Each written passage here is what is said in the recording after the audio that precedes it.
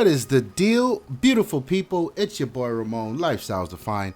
I promised you guys a while ago a follow-up review for the iPhone 7, specifically the iPhone 7 Plus, because that's the one I'm using. And a few of you have actually asked for it a few times, like, yo, my man, where's that review? So here it is. Now, in the initial review, I hate to give praise to Apple, but you need to give praise where it is due. You need to respect people's hard work when it is done right. And I think Apple is really in that boat with the iPhone 7 Plus. Although the upcoming iPhone 7, 8, there's a lot of debate about what this will actually be, because it'll be the 10th anniversary phone, and we're expecting a lot of these catch-up features that we missed in the 7 to be there in the 8, or whatever they're going to call it. So there are a few things that some people do really miss with the iPhone 7 and the 7 Plus, and I've been hearing some very real complaints, and that's obviously the headphone jack. People are getting into these situations where, you know, they're wherever doing whatever, and they left the dongle at home, and they just can't use they can't use it for their personal enjoyment, can't listen to their music or watch their YouTube, whatever that is. And I think that has been the number one downfall of the downside to the newer iPhones. And I still don't think it's that big of a deal. I mean, just get some Bluetooth headphones, or just bring the damn adapter with you.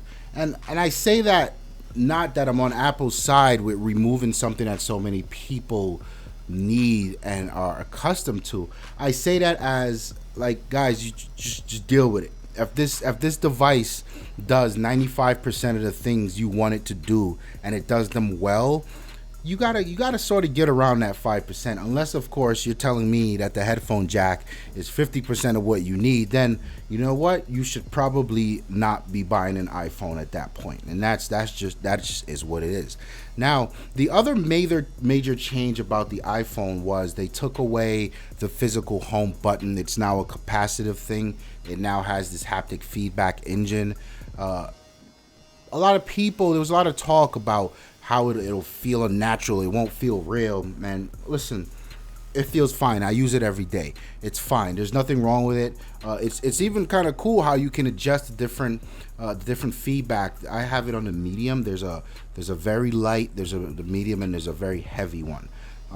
It's fine. I never once had it miss the reader. Even when it was wet, it always recognizes my fingerprint, and it's lightning fast. One thing I can say is I don't like how iOS 10 does the unlocking. So I was so used to just putting my finger on the touchpad of the 6S and just having it unlock. Now you have to actually push in the button. It's not a big deal. You got used to it. But by and large, those are the two things people sort of really harped on, and more so the Apple haters than anyone. And I'm here to report that stuff is fine, even though I don't like Apple. It's okay. The display has been showing its ass recently. Even though my Nexus 6P, which is my primary phone. So to give you context to the conversation, I have two phones. The iPhone 7 Plus is my work phone, and the Nexus 6P is my personal phone.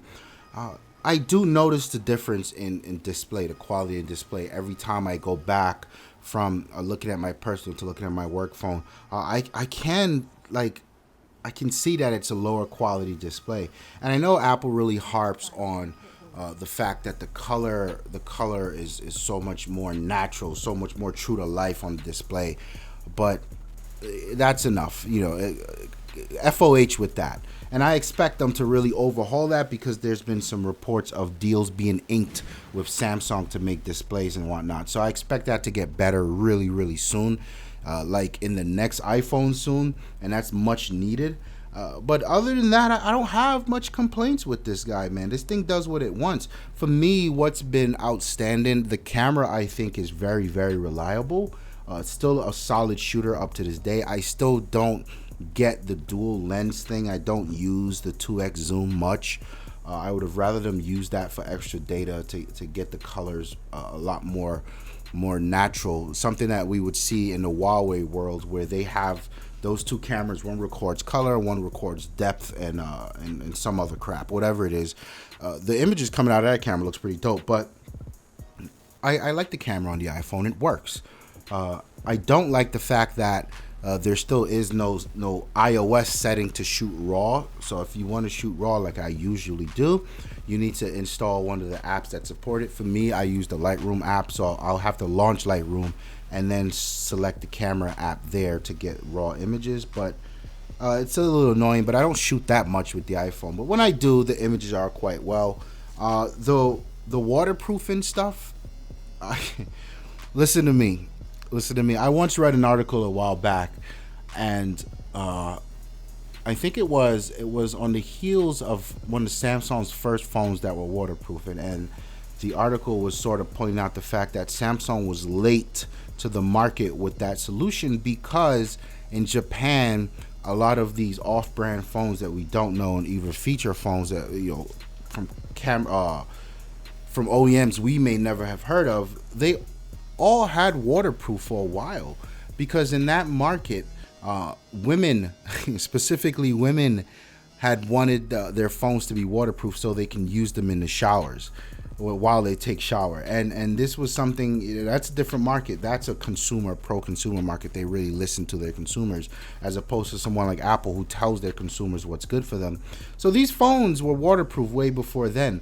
And it's funny, many years later, I find myself in the shower with my iPhone with videos, just watching YouTube videos, catching up, and I think it's very interesting now. So yes, I am a bit like a Japanese woman these days. How about that?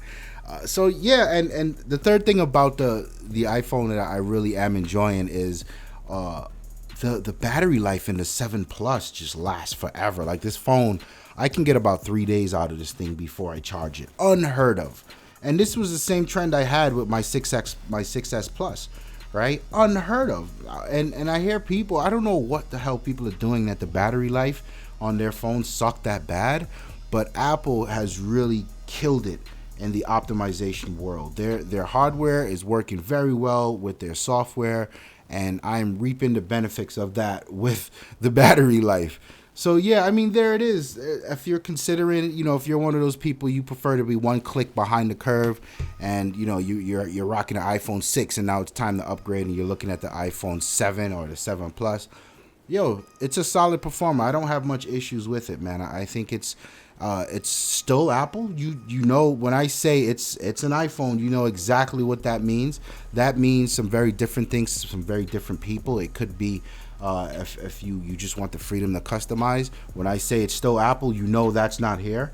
If you just enjoy being part of the snobbish group who get apps first, and the apps are actually better on iOS, then you know what I mean when I say it's an iPhone.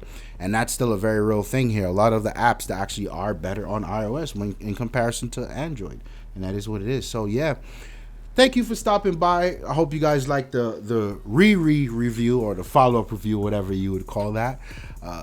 Leave a thumbs up if you did. Don't forget to check out the description below. It has links to all of our other channels. We have a photography channel doing quite well. If you're into photography, you're gonna love that channel. We have the sneaker channel. Tawan runs that. We have the accessories channel where we review watches, sunglasses, whatnot. You'll find Edgar over there. And then of course there's Ignorant Gamers. Snow's over there killing it with the gaming community. Make sure you check that out. Don't forget to subscribe to this channel. We appreciate the support. My name is Ramon. I'm out of here. Peace. If I had to describe Lifestyles Defined, I would say it is a dream come true to have a platform where we can talk about the things that we love, and we can share with people who also love the things we love the way we love, and just have conversations that matter and go back and forth and grow as a community. It's been a pleasure. It's been a dream, and I just want to thank everyone that's involved for rocking out with us.